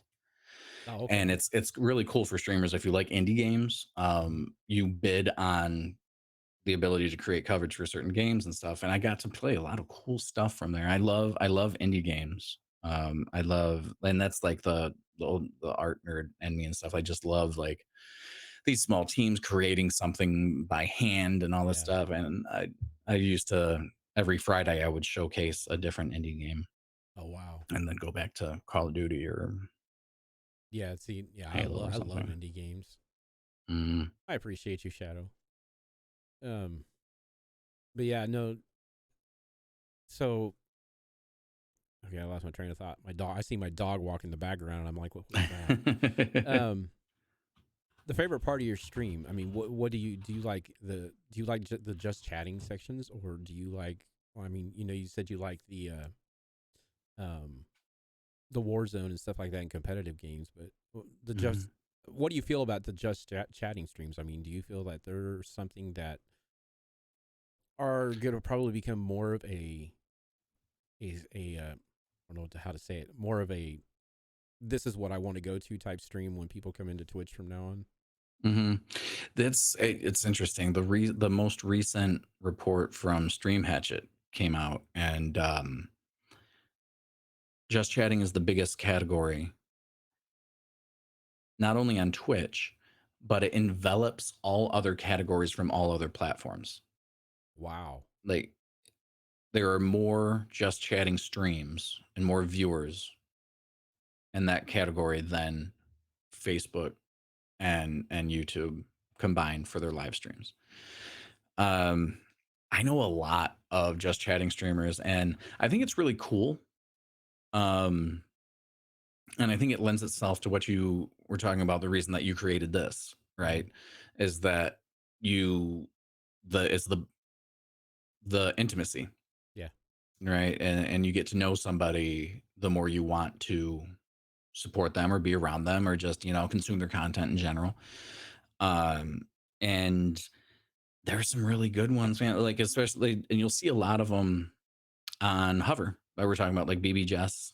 She is strictly a just chatting streamer that doesnand really seem to have a plan, but she does a great job.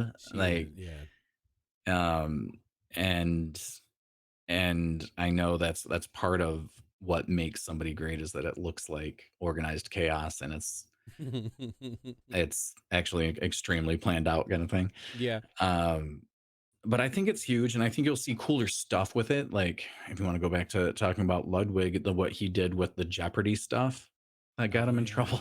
yeah. Like he Yeah. created a whole game show, Yeah. and that's awesome.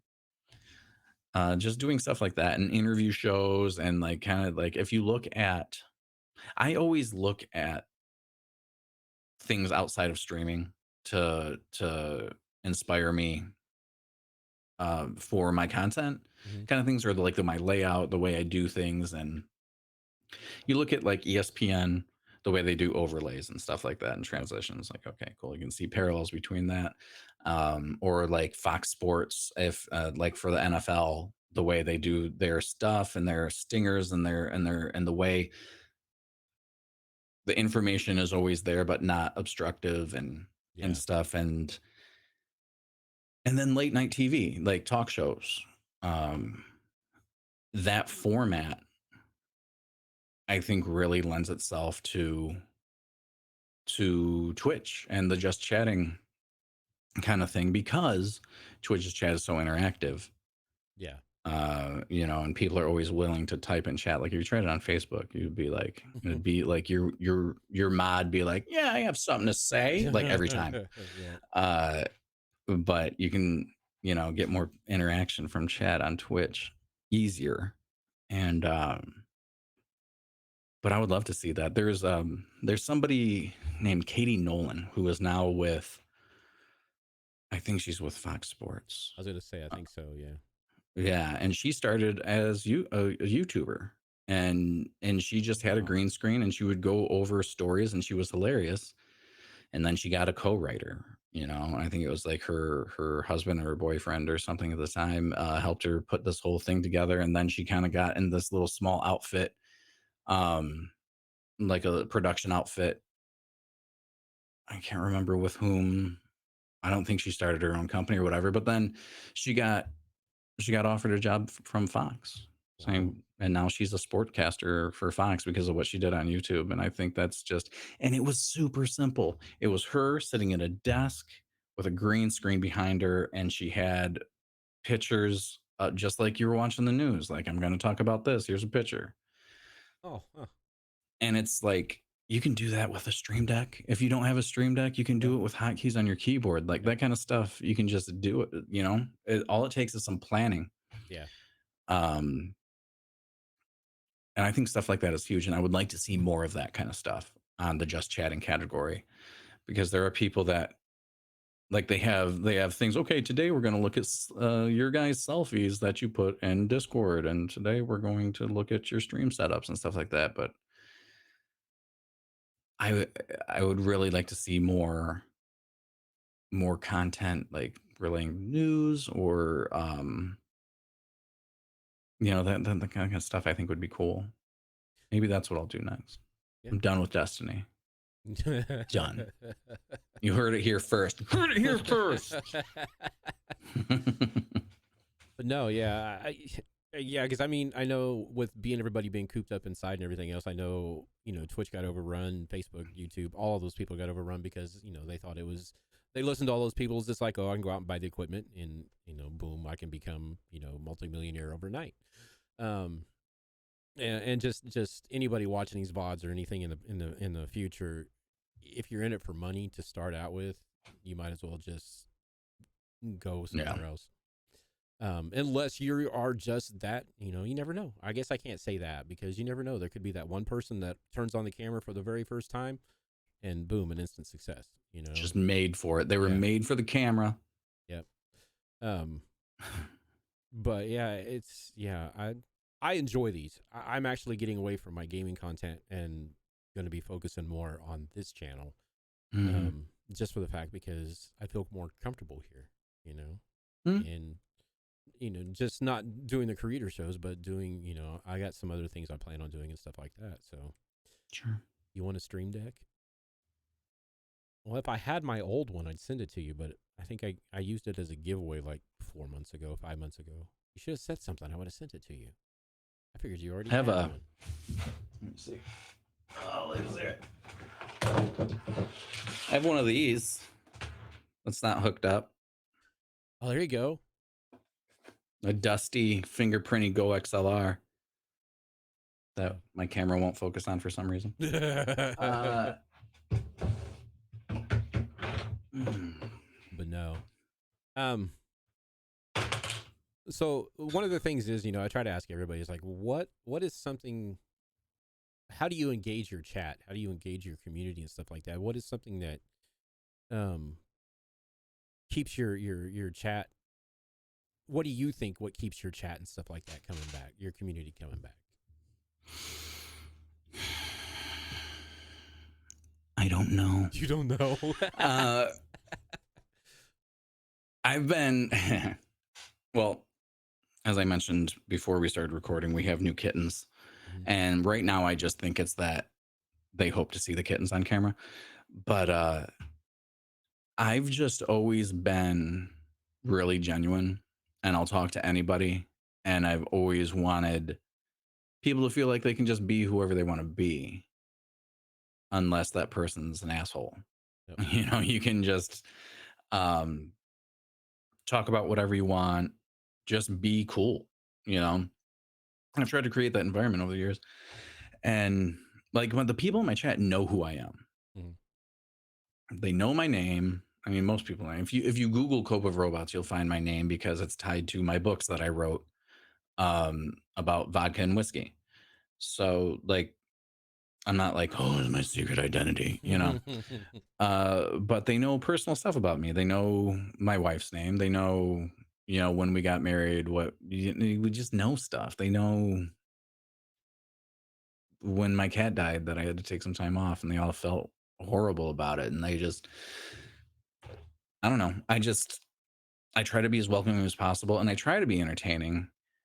And part of the entertaining, I think, is because I stream at 9 a.m. when I'm still tired and I say ridiculous shit. It's just like stream of consciousness almost all the time on my stream. If I rarely have a planned topic. But one of my mods is really great because she'll always have like a 21 questions thing going on about like either if it's with me or with people in chat or whatever like that. So there's usually always something going on in chat, unless I'm just having a really off day, but I treat my chat the same way that I would treat the bar that I was surrounded by. Okay. All of my regulars knew my other regulars because I would say, hey, so-and-so, this is so-and-so. He also drives this car, or he also likes and then they become friends. They meet up at my bar and they hang out. So it takes the burden off of me to constantly entertain when they're there to see each other just as much as they're there. Sometimes it's probably more, but that's what I like. It doesn't have to be about me. Yeah. In fact, if I didn't start originally streaming with a camera, I would be fine not having a camera on when I streamed. But I've never been that like, I want to be a star, I want to be the next ninja. But that always cracks me up when I hear that. It's like, oh, I'm gonna be as big as Ninja one day, and it's like, good luck with that. Yeah. That was the thing. That was the a big problem. Like Ninja created a lot of trouble for Twitch, as far as like Twitch was not prepared to have to scale that quickly. When he did that stream with Drake and you had like 3 million new people who didn't know what the platform was, and now all of a sudden the platform is in the mainstream, and the knock-on effect from after that Drake stream. Yeah. Twitch has been struggling to keep up ever since then. Because it's a massive it's like you see how quickly like Facebook implements changes and like Trovo or Mixer did and anything like that. It's like comparing, it's like seeing how fast a speedboat turns compared to the Titanic. You know, it's this big machine that can't course correct as quickly because there's a massive amount of moving parts. Um, you know, and I feel like they're starting to recover from the Ninja Drake explosion, but I think that really set them back. They weren't prepared. Yeah. Nobody was prepared. Nobody was. Yeah, getting that many people at one time, yeah, that would just throw. I'm surprised it didn't like DC the servers or something. That many. Yeah, and it's crazy too because it didn't fall off. Yeah. Like it didn't like you didn't get the spike and then boom, go back to normal. It Twitch never lost that viewership. In fact, Twitch's first loss of viewership in its history was last quarter. Really? Mm-hmm. Yeah, that was on the Stream Hatchet report. It was the first time they've ever lost viewership, and it was like 1%. Like it wasn't even, but that 1% is huge. Yeah. But yeah. No, yeah, that's crazy. Yeah, that's one. You know, I'm glad to hear that. You know, because I think that more people. You know, it's like I said, it's the reason why I created this show and created this separate channel was to, you know, bring engagement and yeah, and it's not that I don't like to work, but I've never had to. You know, when I very first started this show, I started out with a script and it bombed. The very first show, I had a script. You know, we did a couple of test runs and the scripts bombed, so I threw the scripts out. You know, I mean, I have them now to where I just have talking points, but it's just like everything tonight. I've never had to ask a question. We've gone through everything that I have written out, you know, because of the fact, because, you know, I kind of pulled you a little bit, you know, earlier to find out some stuff and, you know, it just kind of like flowed right through. So, yeah. So those kind of streams, when you can connect a personal connection, I think will make it like you were talking about. I think those are going to be the ones that, especially since we didn't have such a personal connection in the last couple of years, that's what people want. You know, because Shadow, you're not scripted. No. But yeah, I think, you know, because that's one thing is, you know, in a psychological standpoint of it is people want to connect and want to resonate with somebody. And because, yeah, because people are still, there's still not a lot of people that are getting out. You know, you know, where I work at is not a huge metropolis, but, you know, it's a big city. And even things are coming back to normal here. It still feels like it was back, you know, when everybody was staying home, because everybody's gotten to into the used to it and the habit of just working from home. They figured it out. They can do it all from their computers now. You know, they don't need to go, you know, us that do the, you know, the manual labor stuff can't do that. But, you know, the ones behind the scenes that do everything, they don't have to drive and go to their offices and stuff like that if they don't want to. So I think the fact that popping into Twitch or YouTube, or I mean, YouTube, like I said, I think once YouTube starts getting set up on their live streaming a little bit more as it's growing daily. But Twitch is basically really the number one place to go get that connection right now. You know, so yeah, I think I'm with you on that. It's just, I think the just chatting streams are going to be the new fad, and they're going to continue to grow. And I think right now, I think with everybody, and I think it's why a lot of people put, even though they're not chatting, you know, because I have a habit on mine, I'll forget to turn mine off at just chatting when I'm doing the other side. But I think people forget to change their category, and I think a lot of times the just chatting might be a little bit inflated. I'm trying to think of the damn word. But just for that fact. But, you know, like when people come to my chat and say, well, your stream channel says just chatting, it's like, well, I am chatting. You know, I might be playing a game, but I'm chatting with chat, and that's the game, just kind of like a background thing. But yeah, it's daily for me that I forget to take it off just chatting, because I start every day with just chatting, and then it's always the same person that's like, I think the title needs to be changed here, the category needs to be changed here. Exactly. Like, maybe it does, but I wouldn't know. I don't look over there. I don't know what scene I have. I don't know what. I don't even know if you can hear me talking right now. This isn't about you. Exactly.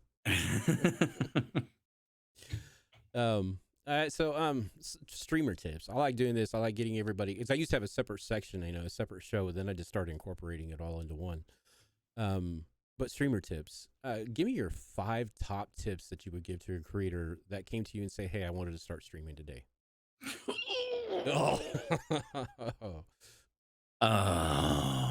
Main thing, don't spend any money. You have the ability to, even like, if you're a PC gamer and you want to stream, you don't need to spend any money on your stream, right? Because you already have the PC. Okay. If you're a console gamer, you already have the tools now. Like Xbox and PlayStation both have Twitch built in, and they support cameras now. And like, you don't, and overlays. You can make overlays and crap now on Xbox. You don't need to spend $10,000 to start, because that will discourage you so quickly, because you are not going to make that money back anytime soon. Which brings into the next point. Don't do this for money. If you think you're going to get a bunch of sponsorships and get a bunch of engagement and things like that, that's just not how it works. Sponsorships mean nothing without engagement. And that's what companies have learned over the past a few years since I've started. They used to think followers equaled ratings, just like TV. So I would get sponsorships all the time because I had so many followers, but I had so many followers be just from other random stuff. Like, I would be doing a giveaway, or I would be doing, all this stuff. My channel has over 1 million views on it.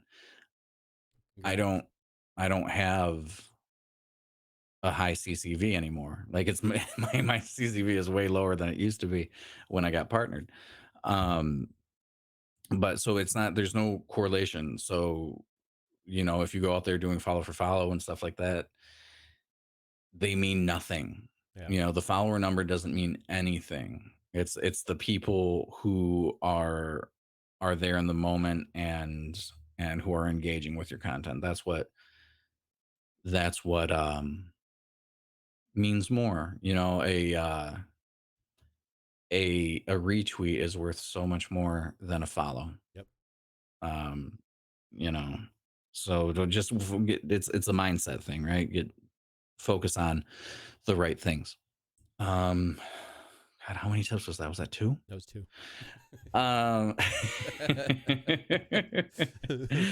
Don't feel like you have to do what everybody else is doing. Don't feel like you have to play the most popular game. Don't think you have to fit in some kind of mold or whatever. You don't have to drink G Fuel and have a bunch of RBG around and doing all that stuff just because you see so many big streamers do that. You can it's refreshing to see somebody that has like their window open and there's natural light and it's just them like talking or something like that, and it's really clean and stuff. I'm like, I would watch that all day because it's different than most people. Especially on Twitch, imitation is far less valuable on Twitch. Like, it's so easy to blend into the crowd. That it's such a slippery slope, differentiating yourself from the get. And it could just be as easy as being yourself. And you know what? If you do want to just play Warzone and you go to Warzone, then play Warzone. It doesn't, but it just depends on your goals. If you're asking, how do I do this? What should I do? Or how do I grow at this? What should I do? It's 2 different things. If you want to just do this and have fun, there's nothing wrong with that. Don't, if you're fine with, if that's what you want, that's what you want. That's great. But if you want to try to turn this into something, and you want to grow, and you want to treat it like every other piece of social media where the objective is growth, then it's different. But it is all about mindset and stuff, and doing what you want. And um, number 4 Mhm. would be it's kind of tied into the being yourself thing, but understanding the value of your opinion. Say whatever you want. Okay, I think we like so many people get so caught up in like they have to mold themselves into a certain thing on social media because they want to fit in with a certain crowd or they want to do whatever. Um, your opinion is valid and valuable to people, and you need to give yourself a little bit more credit. Like Yeah. just and and it comes down to the same thing of differentiating yourself and standing out and stuff like that. Your opinion or the way you deliver your opinion could be enough, Mhm. to differentiate yourself. So just be yourself, let people know what you think, but just be kind, don't be toxic, and Yeah. just be loud, and Loud. Yep. getting over the shyness is probably one of the biggest hurdles that people usually have at the beginning. Although now kids these days, they're on camera all the time. So it might not be as hard, but God, back when I started, I was like, what do you mean I have to be on camera? Yeah. That was really um hard for me to get my head around, even though I was used to being in front of people all the time, but getting used to talking to a camera. Mhm. Now I will look here even if that's turned off. Like when I'm speaking, like I'll just find myself like if I'm talking on the phone sitting here, I'll be looking at the camera like, man, I have a problem. Um, and then I would say talk to yourself all the time. Try to get good. Try to get good at um, sharing your internal dialogue. Eventually, it will happen whether you want it to or not. Yeah. But in the beginning, that's one of the hardest things is downtime, quiet time. Think of your stream as if there was no video. And if you were listening to a talk show on the radio or whatever, you would notice when it got quiet, right? You should always have something going on. So just learn to just whether if you're playing a game, walk through everything you're thinking, you know, um, or just narrate your life like while you're walking around your house while you're cleaning and stuff like that. Practice like that. That's really useful, and eventually it'll just come natural and you'll annoy your friends. But that's one of the biggest things is that people just sit there and stare at the screen Yeah. and not say anything. I don't care how good you are, I'm not going to watch it. I'm Yeah. not going to stick around for very long. I mean, Shroud barely talks, you know, and he is incredibly skilled. And I watch his stuff from time to time, but only for so long because there's nothing else going on except skill, Yeah. and oh, I had something else. And then I lost it. And that's it. So now it's gone forever. It was really good though. You'll remember it later on when we get off. It's like, oh yeah, I remember And another thing. that. Oh, sorry, No, go ahead. but this is huge. Audio over everything. Video does not matter. Mhm. Like, I can tell you how to install stream effects and unlock FFmpeg options in OBS and do these crazy things with your video to make it look so good. Nobody cares. What's more important is audio because audio exhaustion is a huge thing. Mhm. Balancing mic chain, all that kind of stuff. Educate yourself on that over everything because everything else is just about compatibility, right? Videos about compatibility. Yep. You have people streaming in 936p and doing all this stuff and saying this is the best resolution and you put, max quality on this and this and this and this and this. If you actually look at Twitch's recommended settings and their streamer camp, they say quality, not max quality if you're using NVIDIA. Don't use look ahead. And um and stick to 6,000, even though you can stream at 8,500 kilobits. And the point of that is to make it as easy as possible for Twitch's servers to push out your stream. Yep. Compatibility is key, and that'll keep your video steady. People will not notice a drop in resolution as much as they'll notice a drop in frame rate. Yep. If you have a steady frame rate, you're golden. It's way better than 1080p, which you shouldn't even do on Twitch, but I do it anyway. But because the bitrate limit isn't high enough. But it's just audio. Because think about how you watch Twitch, how you consume Twitch. You're not like this. You're not. Yeah. You're not engaged fully all the time. It's you're usually doing something else and you have it on in the background or whatever. Yep.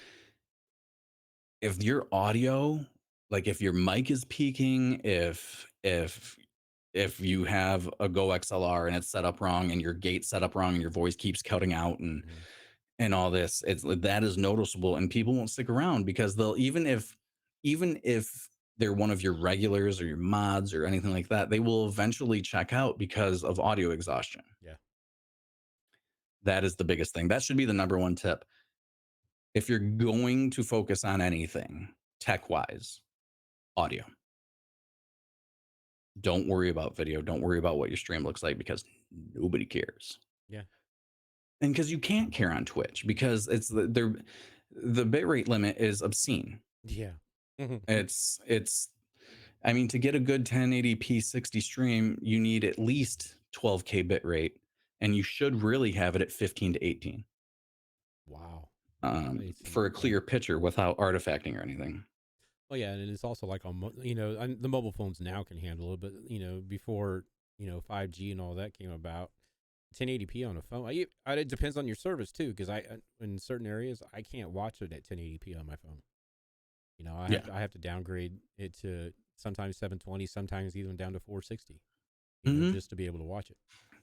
Yeah. So yeah, and it's interesting too because I go down, and people have been in my stream for a while will know this about me, that I'm obsessed with video almost to an unhealthy level. Video, like AV stuff, I'm obsessed with it, and I'm always tweaking something and trying it and blah blah blah blah, and seeing what is best for Twitch and best for me. Yeah. And you see all these different resolutions that people say to output your stream at, and massive YouTube channels and things like getting tons of views, giving horrible advice. Yeah. It's all compatibility. Even NVIDIA's recommended settings for Twitch are wrong. Because if you look them up, they're like, oh, the new NVENC encoder, put it on max quality encoding and check look ahead and do all this stuff. Max quality, all it does is enable 2-pass encoding, which Twitch's ingest servers don't like because they're archaic and they're built on old technology. And look ahead takes up a ton of your bit rate for a marginal increase in quality.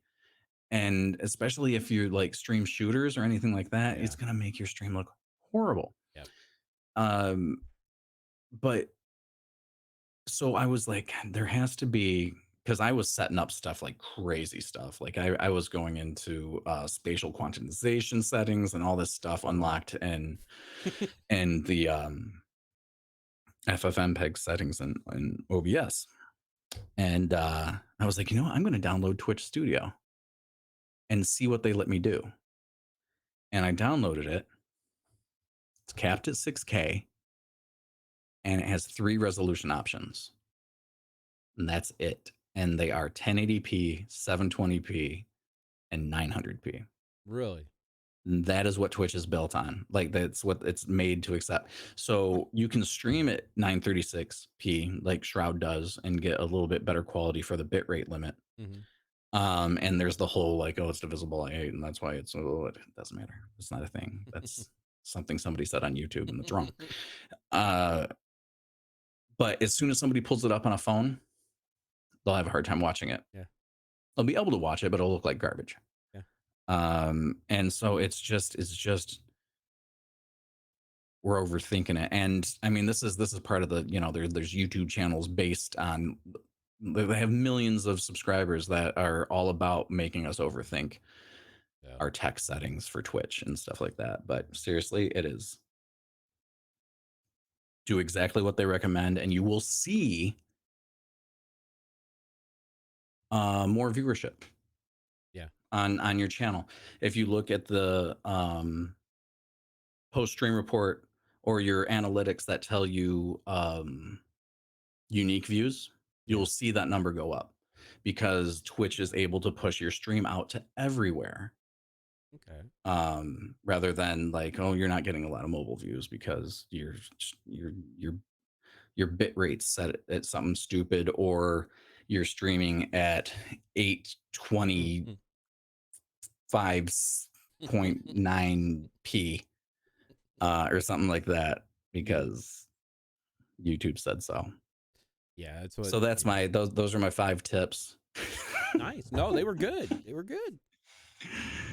Especially, you know, because that's one of my biggest things too. I have a buddy of mine, one of my mods from my channel, and in here when he comes in, but I always had issue when I first got my Go XLR. I had issues trying to get the mic set right.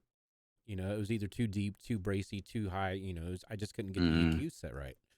I still don't know if it's like okay, because, you know, I just finally gave up. If it sounds okay in my ear, I just gave up on it. But you sound great. Huh? I think you sound great. Oh, okay. Thank you. Yeah. Yeah. I have to take your guys' word for it because I think I've blown out my earbuds. So it's like, it's time for a new pair. So it's just like, sometimes they get deep, sometimes it doesn't, but I quit messing with it. So, but he's always making fun of me about the audio. And it's just like, if it doesn't sound right, I don't feel right. You know, if it doesn't sound right to me, I don't feel right. You know, so the audio, I'm glad somebody else thinks about audio too. So, and my chat knows how to mess with me too. They'll be like, "What's that buzzing noise in your mic?" I'm like, "What the?" Yeah. And I'm like, "Oh, yeah, you guys are dicks." Yeah, exactly. Gotta love chat. All right. So if there was something, just one thing, if there was one thing that you could tell, if you went back into the past and you could come to your future self and say, "Hey, don't do this," when it has to deal with streaming and stuff like that, what would you tell yourself? Or it doesn't have to be "don't do it," but, you know, something that you would tell your future self if your past self came in. Turn off your view count. That would be like, don't look at that shit. It's gonna mess with your whole thing. That would probably be it, because that leads to so many mental health problems. Yeah. It messes up your whole game, you know. Yeah. And it forces you to put importance on things that don't matter. Yep. Because then you start thinking about the people who aren't there rather than the people who are. And the people who are the most important. Yep. So yeah, definitely hide that view count. 100% agree. Yeah, because I was real bad at that in the beginning. You know, I don't even look at it now on my channel. This channel, you know, I look at the analytics at the end of the night just to kind of get a brief, you know, to see where I need to go. But yeah, that's definitely valuable. Do that for sure. But watching it live is I hurt you. Yeah, that's the reason why my OBS is off to my left side. You know, I don't even pay attention to it when I'm doing my stuff, because when I'm gaming, I'm over here on this one, and so. But so talking about that, the mental health, the last main question is like, what's the best advice that you could give somebody on self-care when it comes to this industry? Exercise. It's so valuable. It's physical health affects your mental health so directly, and people don't even realize it. Like, I have a hard time keeping up with it, and I've dealt with anxiety for years, and on this medication and that medication and all this stuff, and I'm just in the process of switching medications right now. I always feel better with physical activity. Like before we moved from Michigan, I was in a beach volleyball league, and I've only played. It was a beer league. You know, it's like let's eat a bunch of chicken fingers and drink beer and play volleyball. But I would do it for like 8 hours every Monday. And I would have to take Tuesday off work and everything because you can't bartend when you can't stand up straight. And but I felt so good, and I didn't really. And back then, I wasn't taking anything for an anxiety or anything, but I was I didn't realize how anxious of a person I was. Like I would have times like you ever wake up just like kind of gasping a little bit, or you feel claustrophobic in the middle of the night. That shit would happen to me all the time. Oh wow. Um, and there would be nights where I would go out and play volleyball for 8 hours and then go home and run a couple miles because I had all this pent up stuff. And I just thought, God, I'm really energetic today. You know, I didn't. Now I know that I'm like, oh, I'm freaking out about something, and I don't know what it is. And then when we moved, I didn't have that, and then like 6 months, maybe a year after we moved here, the pandemic happened. So the source of like physical activity went from here to here, and that's when I first really noticed that, God, man, I'm really having a hard time, you know. And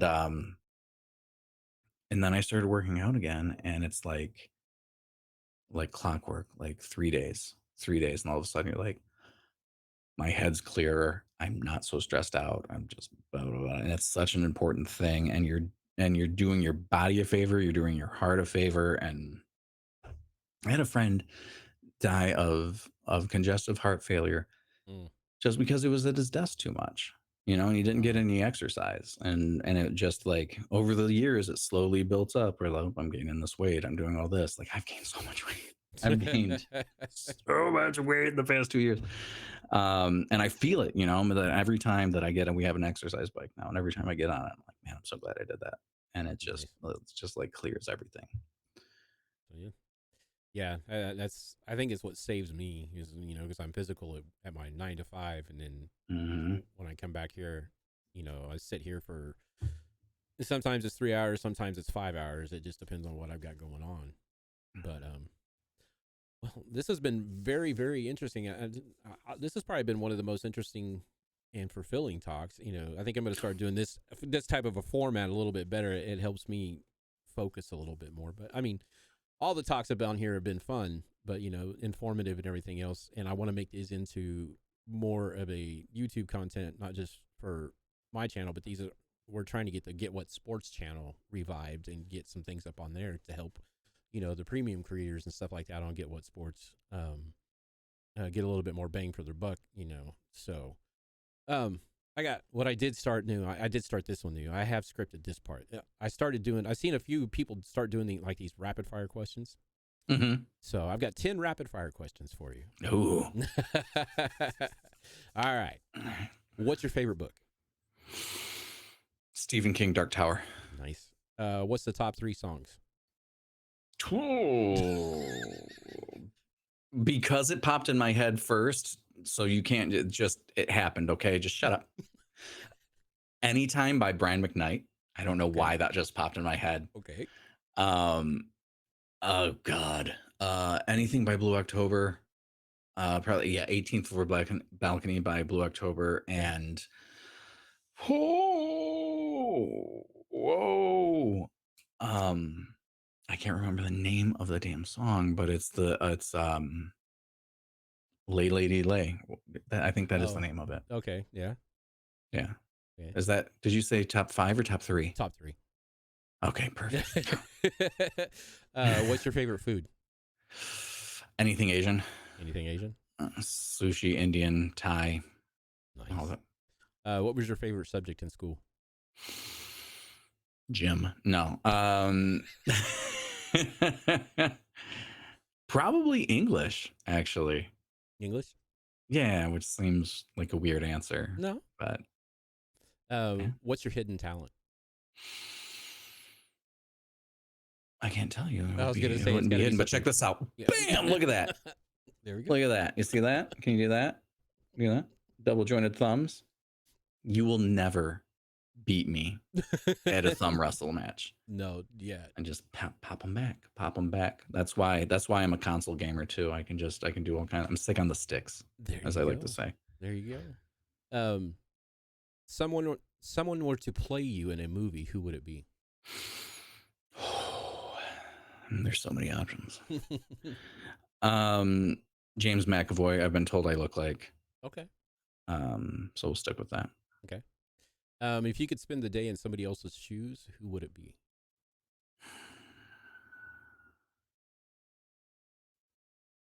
Do they have to be alive? No. King Tut. Wow. I think just that time in history I think is fascinating to me, and I want to know what really went on. And I'm pretty sure the cats were magic. Yeah. That would. I like that answer. Mine are. Yeah. Yeah, cats are very, very mysterious and scary. What are your top 3 movies? Oh, like all genres? Yeah. Comedy, Trading Places. Ooh, nice. Action, Lethal Weapon 2. Nice. Oh, man. And I'll just put a drama one in there. What Dreams May Come. Oh, nice. If you could win an Olympic medal for anything, real or fake, what would it be? I mean, obviously, I'm a shoo-in for thumb wrestling. There you go. I wonder if that should be an Olympic sport. You know, it will be eventually. Breakdancing is this summer. This summer Olympics coming up here in France. I heard that. Mm-hmm. I wonder if some of the OGs are going to come back out for that one. Yeah. Be awesome. And the final one, pineapple on pizza, yes or no? Of course. Nice. My favorite pizza is pineapple bacon jalapeno. Oh, I've never tried the jalapeno. Yeah. I have to try that one now. I love Hawaiian pizza. Yeah, put that right in your tequila hole. All right, ladies and gentlemen, CupofRobots, I appreciate you coming on here tonight and doing this. And it was a pleasure. It was very, very informative, entertaining, and just like his streams are. So make sure that you go check him out on Twitch. What time did you say you streamed? 9 a.m.? 9 a.m. Eastern. Okay, so 9 a.m. Eastern. For you those on the East Coast, that's 7 a.m., so get your ass up and go watch him. Is that right? Yeah, 7. No, wait, West Coast. West Coast. Sorry, West Coast. No, that's 6 a.m. 6 a.m. Yeah, that's right. Pineapple's always the right answer. Yeah, I know, right? I have that when I ask that question, it's always been pineapple. So I don't know where all these people are getting at it. It's gross. So, bandwagoners. But yeah, it's been very informative, very entertaining. There'll be a lot of YouTube content I can get out of this to give, to do everything else. So, but yeah, check him out. 9 a.m. Eastern. 9 Twitch, a.m. Eastern. CupofRobots. Go follow his Twitter. Check him out on there. That way you get his go live notifications and any other thing that he does with his. Yeah, they just need to do away with time zones. I'm sick of time zones. Yeah, it's annoying, but it's the whole distance thing. Yeah. Curvature of the earth. Yeah. It's annoying. Well, yeah. Am I right, flat earthers? Am I right? Yeah. Flat earthers, come on. Comments below. But anyways, yeah, check him out on CupofRobots on Twitch and Twitter and anywhere that you can find it. Google it, and you will see wherever he goes with CupofRobots. Yeah, join my OnlyFans. It's just pictures of robots. Ooh, there you go. Scantily clad. Old toy robots. Oh. That's not a thing. If it is a thing, that's not me. If you get that posted in your Instagram, say the CupofRobots with yeah, delete that chat. Yeah, all those fake Instagram, those fake Instagram accounts are going nuts again. Mm-hmm. But on Facebook Messenger too, I keep getting this one from people that says, "Look who died," frowny face with a link. Like, God, really? That's so obviously fake. But I'm gonna click it anyway. Who is it? Yeah. As it's like yesterday, because Monday the Queen Elizabeth came down with COVID or whatever. I was sitting there watching Twitter came up with a trending now. It's like the Queen had died. It's like okay, I had to click. It had over almost 1 million hits already, and I'm like, what the hell? So I clicked on it, and it has nothing to do with the Queen Elizabeth. It's No. talking about everything else. It's just, Yeah. So the queen of the Cheetos empire. Yeah, it was somebody. She had passed away. Yeah. But but no, I appreciate you. Thank you for doing this, and thank you for being a premium member of Get Wet. Like I said, and also if you guys want to know any more information, I could have swore I put links in the chat for that, but I did not. Just go to getwetsports.com. I'm sorry, Get Wet. I will do better next time. But it's really easy to find. All you got to do is Google Get Wet Sports, and you'll find it. Or you can type in getwetsports.com. Go over the premium list, look at all the premium creators and everything else that are over there. It's a pretty cool deal. Anyways, it's a good place. Go to their Gilded server. Yes. There's a lot of good chatting in there. Yeah, it's like I said, this was I'm just so prepared, but yeah, all these links are coming up as we go, so I promise I will get them in there. But anyways, like I said, I appreciate it. I don't want to take up any more of your time, and it's been an honor and a pleasure, and I hope we get to do this again sometime. So absolutely, anytime. Yep. Anybody's always welcome to come back on this. We can do it the regular ways. We can do anything else. If you have something you want to contribute or whatever, I'm down for it. Thanks everybody in chat for hanging out. Shadow, thank you for being here. You have a great night too. But yeah, give us a look out. Find us on YouTube at Dog and Company. Also, you can find us on Twitter, Doghouse Live. You can find the easiest way to find us is just go to doghouselive.com. And that has everything from the Get Wet Sports interviews, from all the other interviews that we do and everything else, and some information about some of the creators that have been on in the past and stuff like that, and future stuff. That is the easiest one-stop shop to get everything for the Doghouse Live.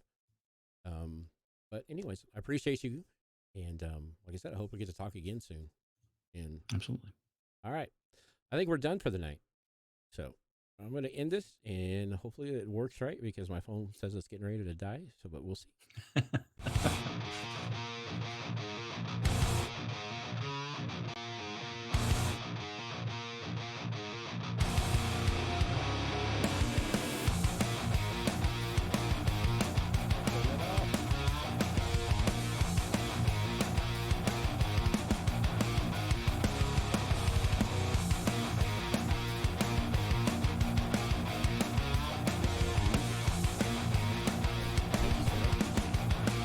Yeah, man, that was awesome.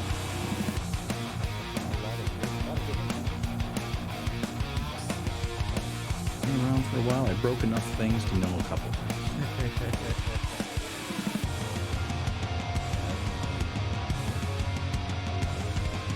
That's one thing I like.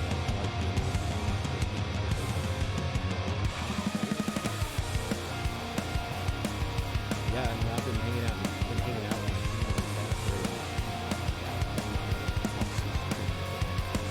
No, thanks, man. I know I didn't get to talk a lot. I usually am that way too.